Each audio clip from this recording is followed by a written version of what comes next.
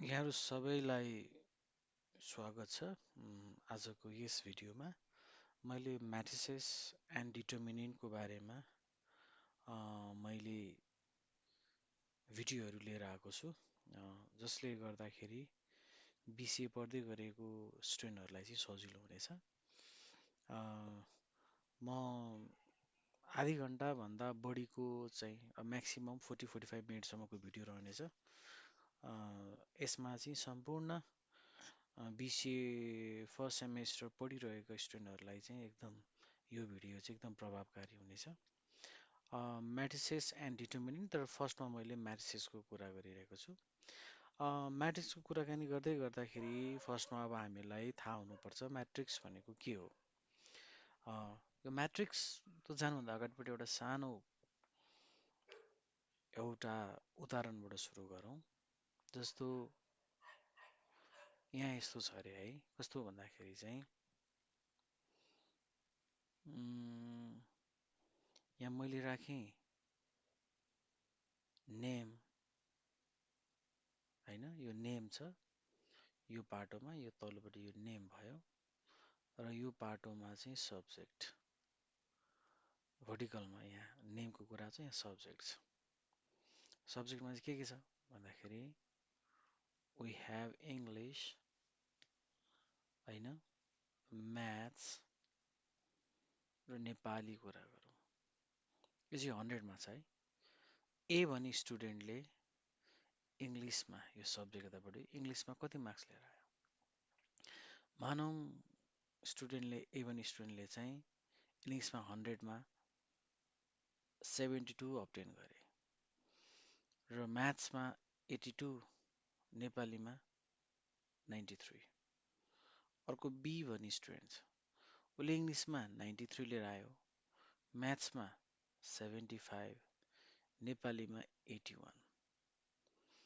र सिमिलर अर्को सी पनि गरौँ। सी भन्ने स्टुडेन्टले होइन सब्जेक्ट इङ्ग्लिसमा चाहिँ 70, म्याथ्समा 35 र नेपालीमा चाहिँ 98 आउट अफ 100मा यति लिएर आयो।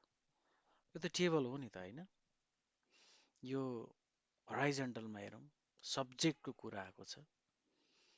यो हराइजन्टल र भर्टिकलमा चाहिँ स्टुडेन्टको नाम र यिनीहरू चाहिँ अब्टेन गरेको मार्क्सहरू छ। यो के भयो, यसलाई हामीले चटक्क पार्यौँ भने एउटा टेबल बनाउन सक्छौँ। यहाँ चाहिँ मैले फ्री ह्यान्डले गरेको छु है। यहाँ टेबल छ, त्यसपछि गएर मैले यसरी टेबल बनाएँ।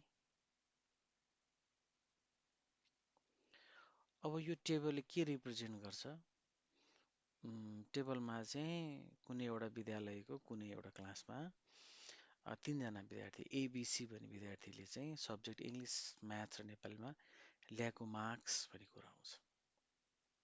यो के भयो, टेबल भयो। This is table.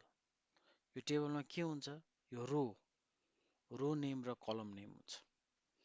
र यही टेबललाई अब हामी के गर्छौँ भन्दाखेरि चाहिँ यो टेबललाई यसको जुन यो रो नेम छ नि, हामी यो रो नेम हटाउँछौँ है, रो नेम हटाउँछौँ। त्यसै गरी यो कलम नेम पनि हामी हटाउँछौँ। हटाइसकेपछि यिनीहरूको पनि के काम बाँकी रहेन, यो रह्यो।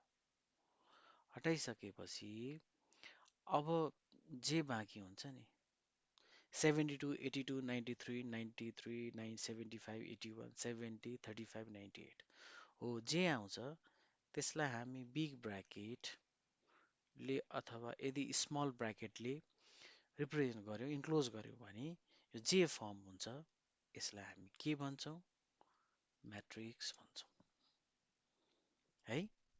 भनेको म्याट्रिक्स भनेको के हो, it is the arrangement of data लेखौँ है, in tabular form without rows and column name है। यदि कुनै पनि डेटा चाहिँ टेबुलर फर्ममा अरेन्ज गरिएको छ र त्यसलाई चाहिँ के गरिएको छ? यस, रो नेम र कलम नेम एक्सक्लुड गरिएको छ भने त्यस्तो किसिमको जुन डेटा जुन अरेन्जमेन्ट छ त्यसलाई हामी के भन्छौँ? We call it as matrix. I believe that यो सजिलो भयो होला होइन? म्याट्रिक्स भने के हो भन्ने कुरो क्लियर भयो। अब म्याट्रिक्सलाई कसरी डिनोट गरिन्छ? How to denote the matrix? याद गर्नुपर्ने कुरा, म्याट्रिक्सको नाम जहिले पनि नेम इन बिग लेटर्समा हुन्छ। द्याट इज भनेको matrix A, matrix B, matrix C, यो चाहिँ हो है। यो एबिसी भन्यो भने यसले चाहिँ तिनीहरू म्याट्रिक्सको एलिमेन्ट्सलाई रिप्रेजेन्ट गर्छ। क्लियर भयो होला नि? नेम इन बिग लेटर्स अथवा क्यापिटल लेटर्स भन्छौँ हामी, के गरिन्छ? म्याट्रिक्सको नेमले रिप्रेजेन्ट गरिन्छ। कस्तरी भन्दाखेरि यो जुन म्याट्रिक्स छ नि यसलाई मैले अब यसो क्यापिटल ए इक्वल्स टु यसरी चाहिँ के गर्न सक्छु? रिप्रेजेन्ट गर्न सक्छु। म के विश्वास गर्छु भन्दाखेरि म्याट्रिक्स भनेको के हो, म्याट्रिक्सलाई कुन चाहिँ लेटरले रिप्रेजेन्ट गरिन्छ त्यति कुरा तिमीहरूलाई आयो भन्ने कुरो भयो। र जुन एलिमेन्ट्सहरू जुन छ नि, एलिमेन्ट्स अथवा यसलाई हामी भन्छौँ मेम्बर्स लाई चाहिँ केले इन्क्लोज गरिन्छ भन्दाखेरि we use big brackets or small brackets। भन्नुको मतलब यदि म्याट्रिक्स ए छ भने यसलाई हामीले एबिसिडी लेख्यौँ भने स्मल ब्राकेट, और यसैलाई हामी केही पनि लेख्न सक्छौँ स्मल ब्राकेटमा एबिसिडी लेख्न सक्छौँ भन्न खोजेको। र अगाडि यहाँ क्लियर भइसक्यो, एलिमेन्ट्सहरूलाई हामी स्मल लेटर युज गर्छौँ भने म्याट्रिक्स नेमलाई चाहिँ वी युज के हो? Capital letters. यहाँसम्म बुझ्यो होइन? अब म यो इक्जाम्पल लिन्छु, जुन यो इक्जाम्पल हेरौँ यसमा होइन। अब एउटा अर्को इक्जाम्पल लिउँ ल, म आफै एउटा लिन्छु ल। म्याट्रिक्स बी छ, बी भनेको चाहिँ 1 2 3 4 5 6 अरे। यो म्याट्रिक्समा हेरौँ, यो होराइजन्टल अरेन्जमेन्ट कतिवटा छ? एउटा दुईटा छ। होराइजन्टल अरेन्जमेन्ट है, होराइजन्टल कतिवटा छ? दुईटा छ होराइजन्टल। अब भर्टिकल हेरौँ, एउटा दुईटा र तीनटा भर्टिकल अरेन्जमेन्ट हेर्ने भने तीनवटा छ। यो होराइजन्टल जे भनेछ त्यसलाई हामी रोज भन्छौँ। जुन यो भर्टिकल छ यसलाई हामी के भन्छौँ? कलम्स भन्छौँ। सम्झ्यौँ है हामीले? भनेको होराइजन्टल अरेन्जमेन्ट चाहिँ के हुँदो रहेछ? होराइजन्टल अरेन्जमेन्ट चाहिँ रोज हुँदो रहेछ र भर्टिकल कलम चाहिँ के हुँदो रहेछ? कलम हुँदो रहेछ। हो, अब यो किन गरेको भन्दाखेरि चाहिँ कुनै पनि म्याट्रिक्सको अर्डर अथवा साइज कसरी दिँदो रहेछ? This is equals to number of rows by number of columns. भनेपछि यो matrix order of matrix B कति हुँदो रहेछ? That is number of rows and number of column है। नम्बर अफ रोज र नम्बर अफ कलम यसरी हुँदो रहेछ। यसलाई हामी कसरी लेख्न सक्छौँ?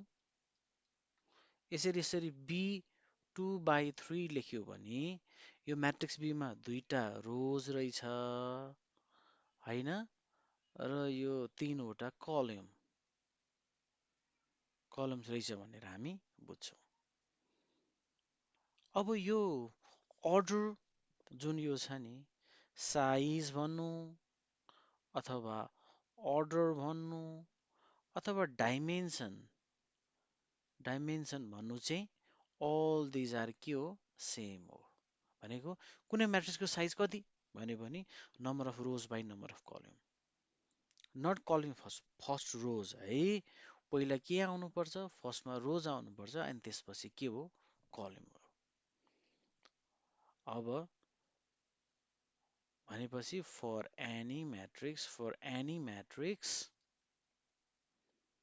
any matrix order is given by number of rows by number of के हो, columns हो। भन्नुको मतलब that is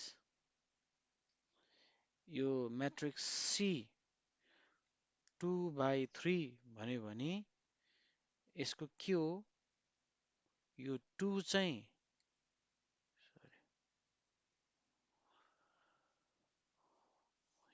चाहिँ नम्बर अफ रोज भयो र 3 चाहिँ के भयो, नम्बर अफ कलम्स भयो है। यसो मैले थोरै भने ल एउटा क्वेसन ल सबैजनालाई। Okay, for A equals to M cross N, यसको लागि हैन, what is its rows and columns के हो भन्दाखेरि चाहिँ यहाँ जुन फर्स्टमा छ number of rows equals to M भयो, number of columns equals to कति हुन्छ, N हुन्छ। क्लियर भयो? गुड। अब कुनै पनि सेट, सरी कस्तो सेट भनेको छु।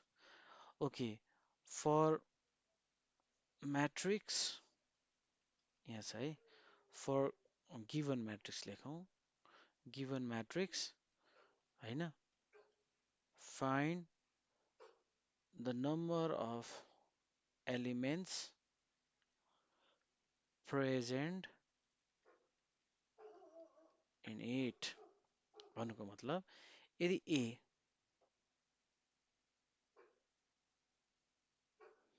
म्याट्रिक्स A इक्वल्स टु 1 2 3 4 रहेछ, B भनेको 1/3, दिस इज 1 है, D भनेको 4/4 रहेछ, एन्ड C भनेको 2/3 छ भने यो म्याट्रिक्स A को नम्बर अफ एलिमेन्ट कति हुन्छ, 1 2 3 4, 4 यहाँ नम्बर अफ एलिमेन्ट्स 4 भन्ने सजिलो भयो। अब यसको अर्डर कति छ, 2/2 छ। If we multiply this number of rows and number of column present in the order of any matrix, then we will get what, the number of elements present in that matrix. Means for this matrix its order is 2/2. Means if you multiply its order, then what you will get, that is the number of element present in that matrix. Okay, then tell me, for matrix B, what will be the number of elements present in matrix B? 1 into 3, 3 elements.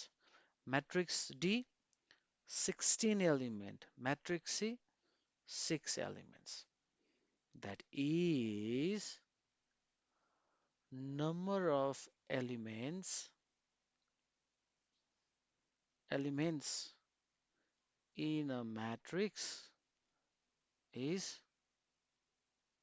number of, okay, simply what we will say is, we'll write the product of rows and columns. I think it's now it will be easy for you. Okay, now we'll move by.